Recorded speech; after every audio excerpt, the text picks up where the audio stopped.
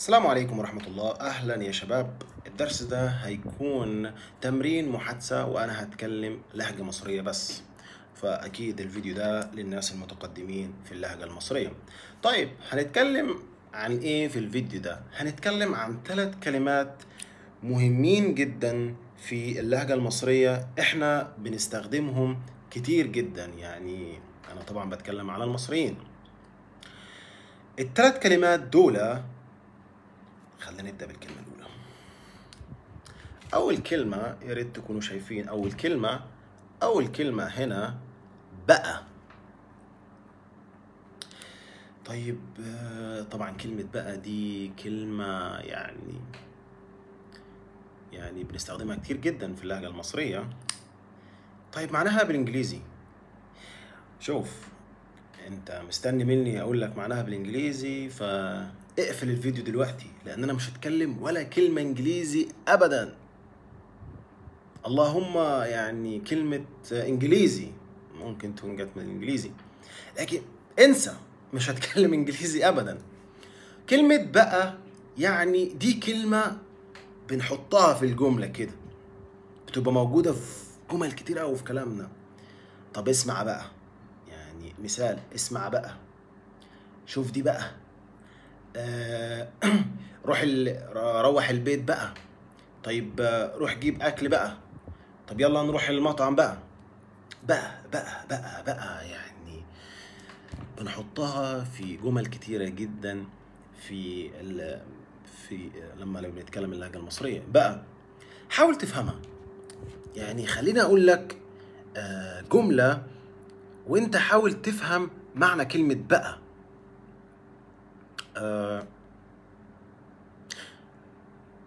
خليني أقول لك مثال بقى. خليني أقول لك مثال بقى.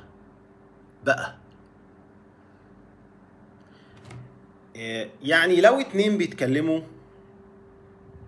لأول مرة، فواحد من اللي الاتنين بيتكلموا بيقول طيب انت شغال ايه بقى؟ التاني يجاوب عليه يقول له والله انا شغال مهندس، انا شغال دكتور، انا شغال طباخ، انا شغال سباك، انا شغال اي حاجة. فبقى ايه معنى بقى؟ لو انت فهمت معنى كلمة بقى ممكن تكتب لي المعنى بالانجليزي في التعليقات اسفل الفيديو. اكتب تعليقا في اسفل الفيديو. اما لو ما فهمتش معنى كلمة بقى فدي مش مشكلتي انا، دي مشكلتك انت. نكمل بقى. طيب الكلمة التانية اللي احنا عايزين نتكلم عنها، الكلمة دي يا رجالة، الكلمة دي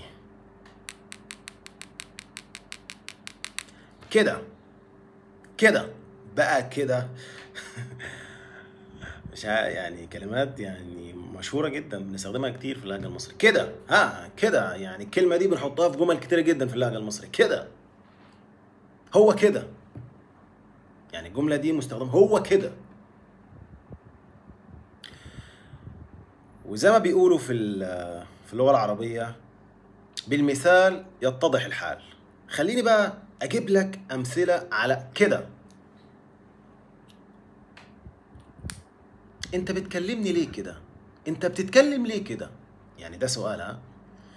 لو انت شفت واحد مثلا بيتكلم بشكل مش كويس، بشكل مش مؤدب، مش لطيف، فانت او انت تسألي سؤال، تقول له انت بتتكلم ليه كده؟ بتتكلم ليه كده؟ اديك مثال تاني. لو انت بتشرح حاجة لأي حد، مثلا بتشرح عمل الكيكة. الكيكة دي كلمة انجليزي ماشي، مش مشكلة، انا وقعت في شر اعمالي.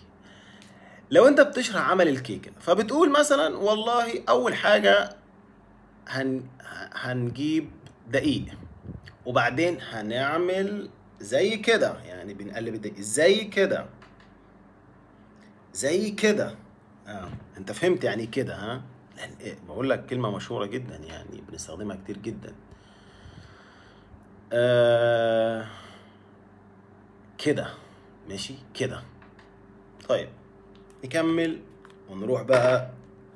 شوف اسمع كده، انا بقول كلمة بقى كتير يعني، ممكن تكون لازمة عندي كلمة بقى. نروح بقى للكلمة الأخيرة في درسنا النهاردة، وهي، يا رب تكون الصورة واضحة. بس شوف، كلمة بس ليها معاني كتيرة جدا في اللهجة المصرية. هي كلمة متكونة من حرفين، حرف الباء وحرف السين. بس يعني احنا، شوف انا استخدمت برضو بس في كلامي، بس احنا بنستخدم بس في كلمات كتيرة جدا. زي كلمة في الانجليزي بتبدأ بحرف جا، شبهها كده بالظبط، بس انا مش عايز اقولها يعني، عشان يعني عايزك تحاول تركز معايا وتفهم. اديك مثال على كلمة بس. انت رايح سوبر ماركت وبتشتري مثلا طلبات للبيت، يعني تشتري اكل، تشتري حاجات للبيت، فانت بتقول انا عايز 2 ممكن 2 ايه مثلا، انا عايز كوباية مية. لا مش كوباية مية طبعا، انت مش في مطعم، انت في سوبر ماركت. انا عايز ازازة مية واحدة بس. انا عايز ازازة مية واحدة بس. انت فهمت كده معنى كلمة بس، يعني مش محتاج اشرح لك كتير. بس في استخدام تاني لكلمة بس، زي مثلا انا بس عايز اقول لك حاجة. شوف يعني انت بتتكلم انت وصاحبك، او انت بتتكلمي انت وصاحبتك، ف يعني في نص الكلام كده انت بتقولي استنى بس، انا بس عايز اقول لك حاجة. هنا استخدمنا، احنا قلنا كلمة بس هنا مرتين.